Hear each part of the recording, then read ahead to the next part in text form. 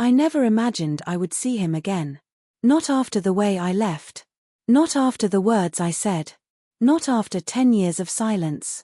But one freezing night, on a street full of strangers, I saw the face that once meant everything to me. And what he told me that night broke me in ways I still cannot explain. My name is Rachel. 10 years ago, I was madly in love with a man named Ethan. Ethan was not rich. He had no fancy life. But he had the kindest heart I had ever known. He worked as a mechanic. Saved every dollar. Dreamed of opening his own auto shop. And me. I was dreaming of comfort. Security. And a life my parents would finally approve of. And slowly, that dream pulled me away from love. One evening, my mother looked at me and said, "Love can't pay hospital bills." That week, I met Richard. Rich. Powerful. 30 years older than me. He promised to take care of my family. And when my father became seriously ill, I chose money over love. I left Ethan without warning. Without a real explanation. Just one cold message. I'm choosing a better life. That same night, Ethan stood outside my apartment for hours. I watched him from the window. And never opened the door. I married Richard. Big house. Luxury cars. Luxury trips.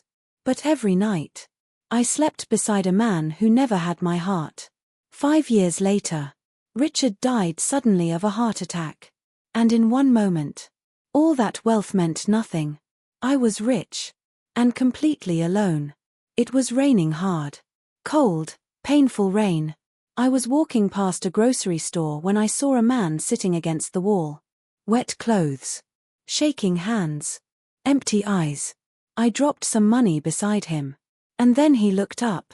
My heart stopped. It was Ethan. Dirty. Skinny. Homeless. Our eyes met. And in that moment, 10 years crashed into one heartbeat. We sat under a broken streetlight. He told me everything. After I left, he lost control of his life. Lost his job. Trusted the wrong people. Fell into debt. Then came the accident. A drunk driver. His leg was crushed.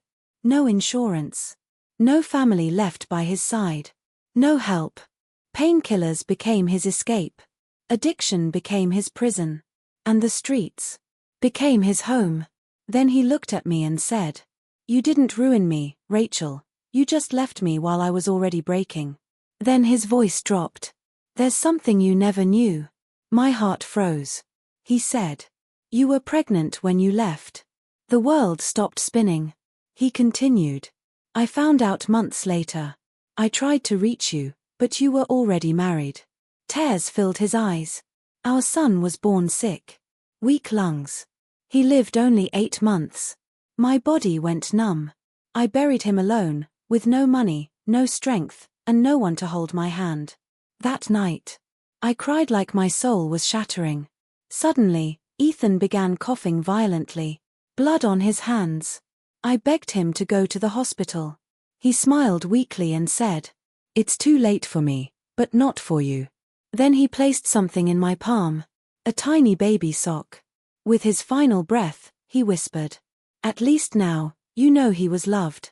His eyes closed. And my past died in my arms. Today, I run a small shelter for homeless men. Because I learned too late. The people we abandon don't disappear. They just suffer where we cannot see them.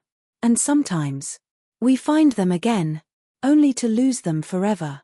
If this story touched your heart, please don't forget to like this video, subscribe to the channel, and share this story with someone who needs a reminder about love and regret.